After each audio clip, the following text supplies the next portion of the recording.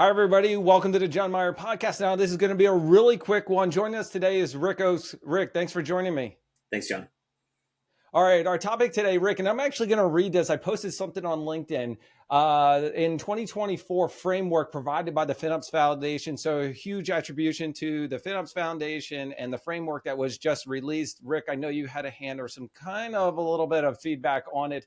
I posted around the new domain that's kind of talked about optimize cloud usage and cost.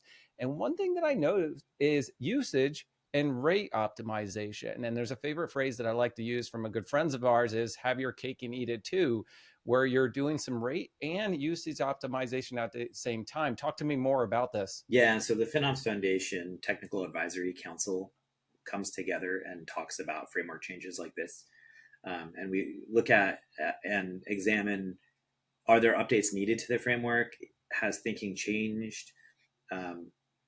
We want to simplify. So there's a lot of different changes that make sense from a practitioner perspective and a framework perspective. One of these changes is combining usage optimization and rate optimization together into a single capability. That's important. That's important from my perspective too. And as part of those conversations within the Technical Advisory Council, the idea that rate optimization and usage optimization should go together is important. A lot of organizations do a lot of rate optimization, whether that's commitment purchasing, RIs, savings plans, and so on. The idea is that right sizing, deleting unused resources, and other optimization methods on usage optimization should go hand in hand with optimizing your costs, your rate. And that's because they impact each other.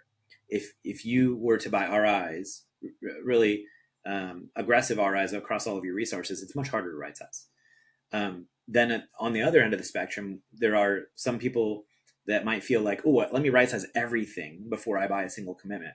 That's also a challenge because it might take you months or years to right size everything and convince all of the engineers that it's important to do. So this is something we talked about at reInvent too in our optimization session, but you kind of mix and match as you go. So you buy a few savings plans, you buy fairly flexible ones, or you buy instant savings plans that are a little bit less flexible but higher savings amount for resources that are not going to really change, or you're not going to right size them anytime soon. They're pretty static, while at the same time having enough flexibility to do right sizing or delete cleanups or find misused resources. And if you can do both together, right, and you mix and match, you can increase your savings rate by buying additional commitments while also going after optimization on right sizing. And so you really don't want to do one or the other. Kind of that run state when we think about the capability in the framework is both together is the long-term approach, how we see the optimization industry moving forward. A lot of companies see that like commitment optimization does not require engineering effort. You're just making financial commitments to lower the cost. And that's nice to take some spend out of your bill and get a better ROI on your resources.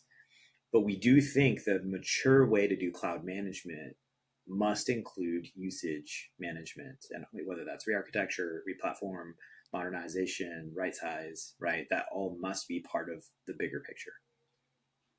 Rick, you're echoing exactly everything I said in the post where usage, you can optimize, you can get rid of some resources, change some things, but you're always analyzing the business application and the aspect. And so the FinOps team is looking at this from a whole view and saying, hey, listen, there are aspects of this application, this one. And by the time they were to actually do that work, you can get some rate optimization in there. And I'm not talking about full on aggressive where you're stuck, but automated rate optimization, and you kind of go like a medium, right? You're kind of doing it while you're optimizing it, and now you're getting savings at the same time as reducing your cloud costs. It's like, I imagine two levers. Like this lever's your usage optimization, right? You're moving up, down your rate, you're pulling it, and they're going together, and they're getting you the most bang for your buck.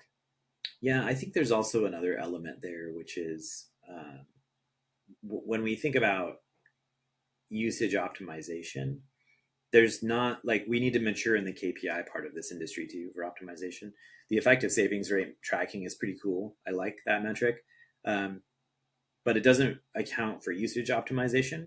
And so it's not like the one KPI that rules them all for optimization. We have to have KPIs for usage optimization as well, whether that's like average CPU utilization over time or average cost per instance in your environment or something. You have to keep an eye on usage optimization and not just rate optimization. Yep. If you downsized a bunch of resources and you might have reduced the size of all of your workloads underneath your total savings plan capacity, your effective savings rate might go down, but your bill goes down. And so it's not always perfect to focus only on that usage KPI or effective savings rate. The other side of that coin is tracking and understanding your usage optimization, not just rate. Having the right KPIs to visualize not only the usage, but your rate optimization, and kind of marrying up the two and the changes that you make. I think this addition to the 2024 framework, this really jumped out at me, and I had to share it with everybody. I'm glad you commented on it. I'm glad we get a chance to talk about it.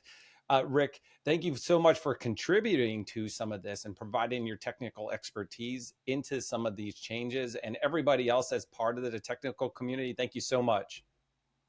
Thanks, John. All right, everybody, we're out of here. Thanks for watching the John Myer podcast. We're going to bring you some more quick videos and information, not only some of the changes within the framework, but within the community and the environment. Rick, I'm sure you're going to be back on for some longer sessions. Happy to join, John. All right, everybody, we're out of here.